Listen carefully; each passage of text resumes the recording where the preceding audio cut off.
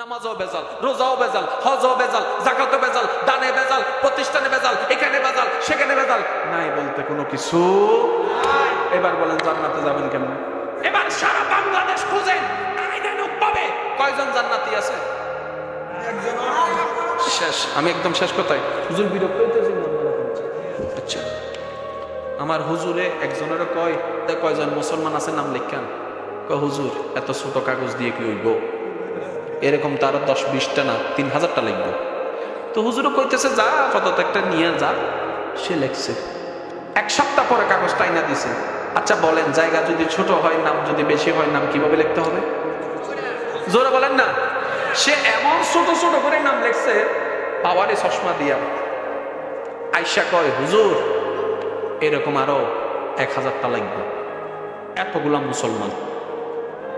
বুঝবেন বুঝবেন। তো হুজুরও কয় 2 দিন পরে ধর এটা লইয়ে যা। হুজুর কেন? কয় তোর দৃষ্টিতে জান্নাতি কে কে আছে নামটা লিখেন। তোর দৃষ্টিতে, আমার দৃষ্টিতে না, তোর দৃষ্টিতে, তোর দৃষ্টিতে জান্নাতি কয়জন আছে নাম লিখেন। সে বলে যে এতগুলা মুসলমান পাইছি, জান্নাতি পাইতাম না। তো হুজুরও কয় খাইস, ন্যায় বিচার করিস, বাটপারি করিস না কিন্তু। হ্যাঁ কয় ঠিক আছে। এই শুনেন শুনেন, এবার সে গেছে চাচার কাছে। ওই এত রাতে কেডারে? কয় চাচা আমি। কয় কিল্লে গাইছস? কয় মসজিদের হুজুরও ফাটাইছে জান্নাতি মানুষের লিস্টির নাম লিখতাম। তো হুজুরও মনে মনে কয় তে লেখলো কি জান্নাত পাইয়াম নাকি না লেখলো জান্নাত পাইয়াম। যদি এলাকার মানুষের জান্নাতের খাতায় 1 নম্বরে আমার নামটা থাকে তাহলে একটা। এবার সে দরজা খুলছে। কয় বাতিজা রাত্রে কইরা আইস, কষ্ট কইরা ধর এগুলা রাখ, আমার নামটা লেখ। বাতিজা কয় চাচা এটা দেনেওয়ালা তো জান্নাতে, এটা দেনেওয়ালা তো জান্নাতে, আপনার নাম আমি লিখতে পারতাম না, সরি। গেছে মামার কাছে, মামা সব কইছে। মামা কয় আমার নামটা লেখ না। কয় হুজুরও কইছে আগে যাচাই বাছাই করতো। তো যাচা বাছাই করে কয় মামা সরি তোমার নাম লিখতে পারতাম না। কয় কিতার লেগা? কয় 1 সপ্তাহ আগে আমার মার জায়গাটা যে তুমি খাইয়া লাইছিলা। কথা বলেন না। এবার দোকানদারে কয় আমার নামটা লেখস না। কয় কেজির মধ্যে 1 কেজি কইয়া যে আরো জোর কর না, 1 নাম্বার কইয়া যে 2 নাম্বার। 3 মাস এই ছোট্ট কাগজ নিয়ে ঘুরার পরে শেষ পর্যন্ত ব্যর্থ হয়ে হুজুরের কাছে আসছে। একটা নামও নাই, একটাও জান্নাতের বাস নাই। তো হুজুর কয় তোর নামটা তুই লিখতি।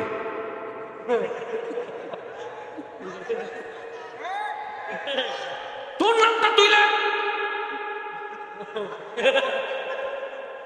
তাহলে নিজে জান্নাতি কিনা খবর নাই, অপরকে জাহান্নামী বলার কোন অধিকার।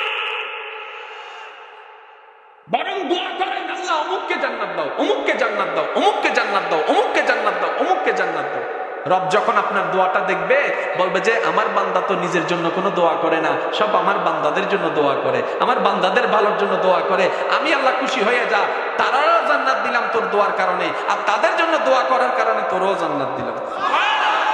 সত্যি করে একটা কথা বলেন তো, আপনার জান্নাত কি অন্য কারো থেকে নিয়ে কি আল্লাহ আপনারে দিব নাকি আপনারটা আপনারে দিব? যারটা তারে দিব, কেন জান্নাত তো কোনো কিছু। এবার ঠান্ডা মাথায় কথা শুনেন, মাইকের আওয়াজ যদ্দূর যাচ্ছে, ওলামায়ে কেরাম মওজুদ, ওনাদের দোয়া সাথে নিয়ে বলতে চাচ্ছি। তাহলে আল্লাহর বিচারে জান্নাত পাওয়া কঠিন।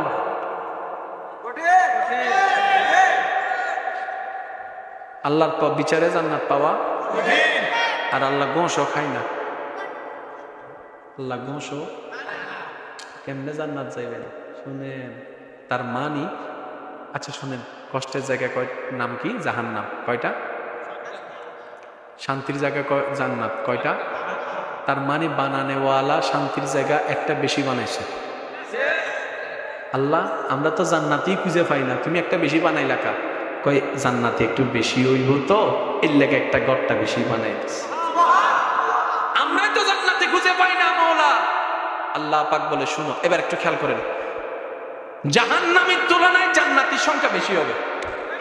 সুবহানাল্লাহ তো বলেন না? জাহান্নামের তুলনায় জান্নাতের সংখ্যা বেশি হবে। আর একটু জোরে বলেন না, জাহান্নামের তুলনায় জান্নাতের সংখ্যা বেশি হবে। দিবেন কে? এবার আল্লাহ যদি বিচার করে, বিচারের মতো একজনও জান্নাত পাওয়ার কোনো সুযোগ। আমি বারবার বলছি, থাকলে দাঁড়ায় যান, একটু চেহারাটা দেখতে লাগে। একজনও জান্নাত পাওয়ার সুযোগ। তাহলে আল্লাহর বিচারে সবাই জাহান্নামে, জান্নাত তো খালি পড়ে যাবে। এবার জান্নাত বলবে, ইয়া রাব্বা কারীম, ইয়া রাব্বে কারীম, আমি জান্নাতকে এত সুন্দরভাবে সাজিয়েছো, আমার মধ্যে সুন্দর আছে কিন্তু কোনো দাম নাই যদি দেখনেওয়ালা না থাকে। আমার মধ্যে ফল আছে, খানেওয়ালা না থাকলে আমার ফলের কোনো দাম নাই। আমার মধ্যে হুর আছে, দেখনেওয়ালা না থাকলে কোনো তো দাম নাই। আল্লাহ, আমি জান্নাত তো খালি পড়ে রয়েছি, এত সুন্দর জান্নাত যদি মানুষ না থাকে, তোমার বান্দা না থাকে, এটা কি সুন্দর লাগবে মওলা? এটা তো সুন্দর লাগছে না। আল্লাহ, তুমি কিছু একটা করো না। আল্লাহ, কিছু একটা করো না, যেন জাহান্নামের তুলনায় জান্নাতের সংখ্যা বেড়ে যায়। জাহান্নামের তুলনায় জান্নাতের সংখ্যা বেড়ে যায়। সুবহানাল্লাহ, সুবহানাল্লাহ, সুবহানাল্লাহ।